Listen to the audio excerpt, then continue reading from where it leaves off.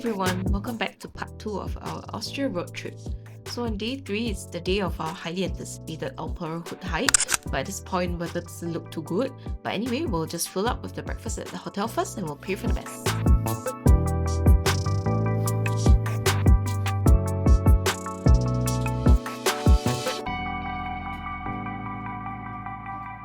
So as you can tell, we haven't been too lucky with the weather. It's been rainy and foggy since the day before. But anyway, we still made a run for it and prayed for good weather while driving there.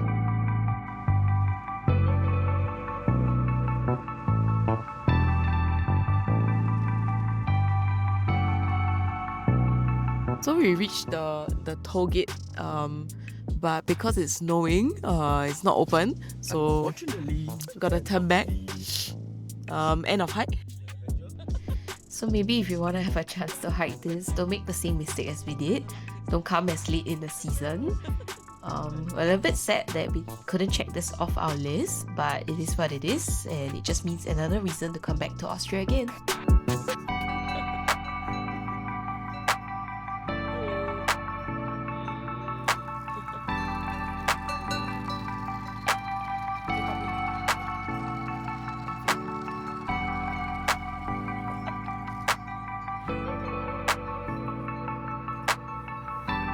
So change of plans, we decided to move on and take on the 1 to 1.5 hour drive towards Innsbruck, or should I say top of Innsbruck.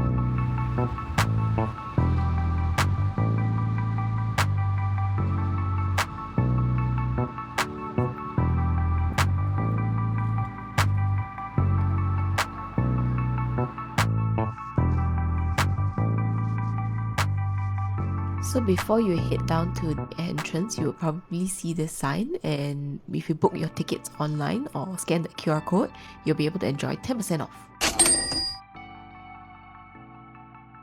So we are going to the Nordkette cable car, or taking the cable car. So that should bring us to the top of Innsbruck, which is at about 2,200 meters high, and hopefully a good view despite the rainy conditions. So Innsbruck is one of the few places where you can go from a medieval city centre to a 2,300 meter alpine terrain in just under 20 minutes. This whole journey basically is broken up into 3 sections. So the first section is the Bahnen, which is the tram that we are currently on. And then you switch to a cable car at this station.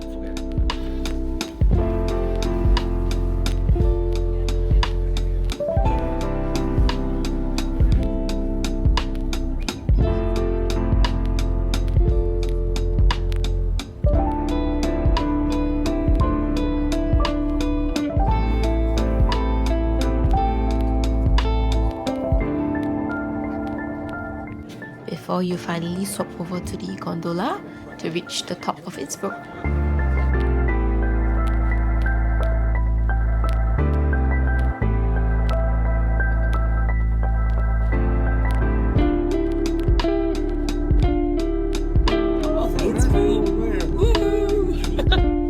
So at the very top, honestly, there wasn't too much of a view because of the weather.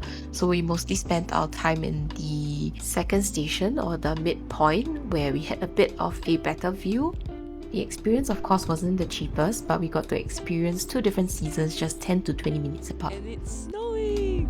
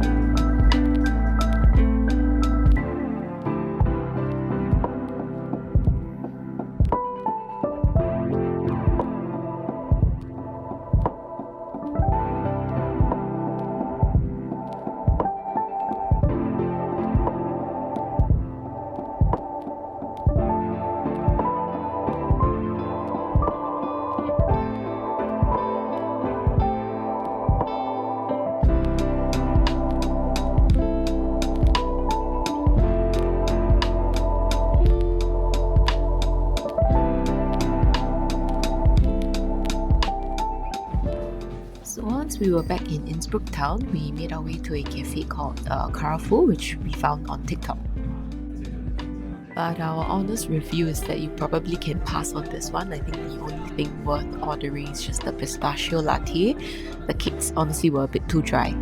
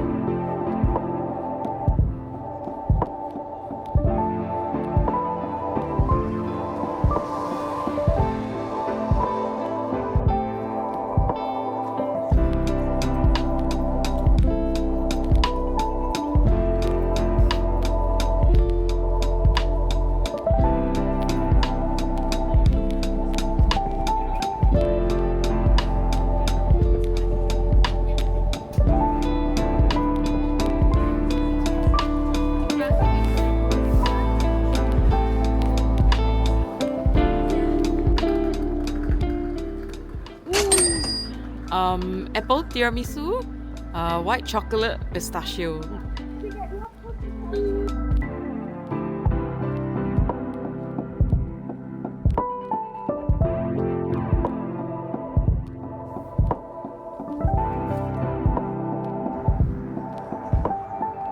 We are on the first floor.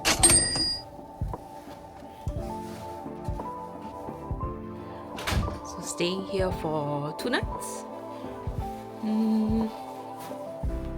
Overall, yeah, no fridge, no kettle. Bed is okay, looks clean. Toilet.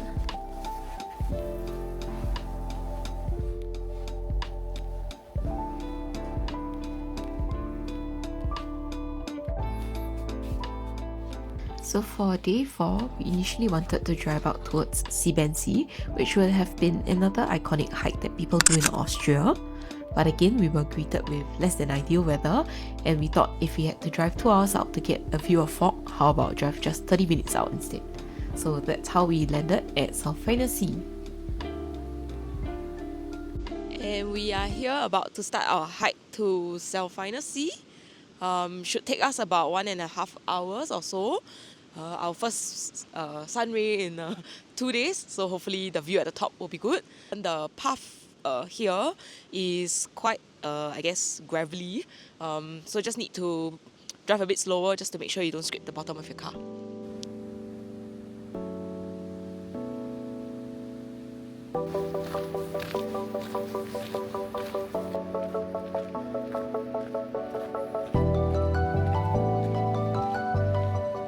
So this hike starts on a series of incline, and once you reach this point, you will have to choose between continuing on those smooth gravel roads or going up towards this forested area, which is the path that we chose. It's a little bit steeper and a little bit more muddy because of the rain in the previous day, but otherwise I think generally still pretty moderate and manageable for us.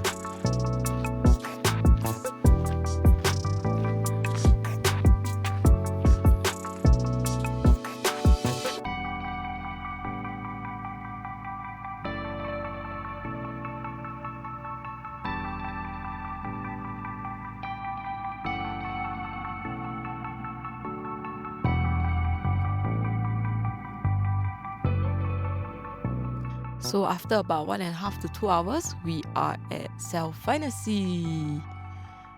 A little bit smaller than we imagined, and how the pictures portray for it to be. But yeah, still a sea. Maybe on a clear visibility day, the photos will turn out better. It should probably look something like this. But this is what we get instead. So now we'll just hike up to Salfeinersee. I have no idea what it is, but it is on the top of this hill or mountain. So see you at the top.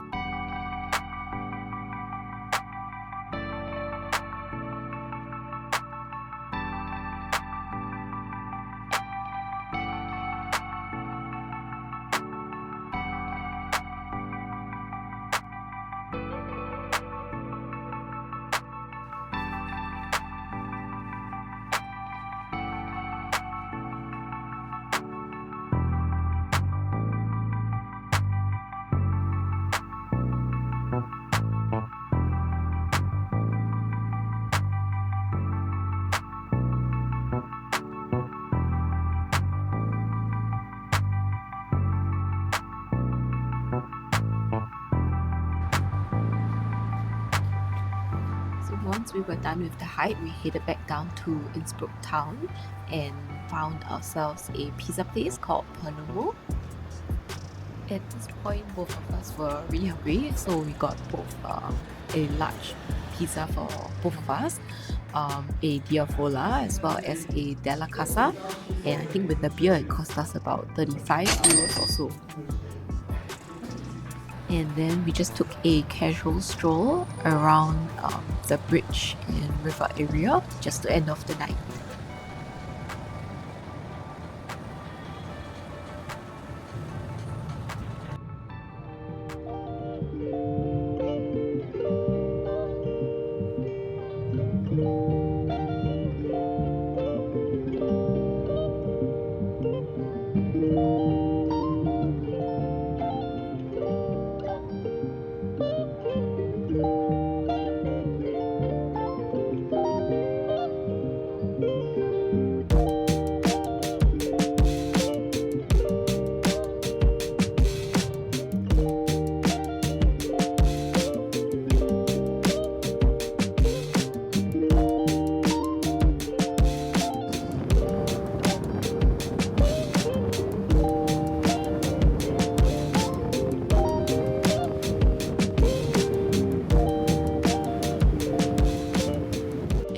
Just completed our 3.5 hours ride from Innsbruck into Salzburg, and we are now at the Salzburg designer outlet here just to check it out if it's worth a visit.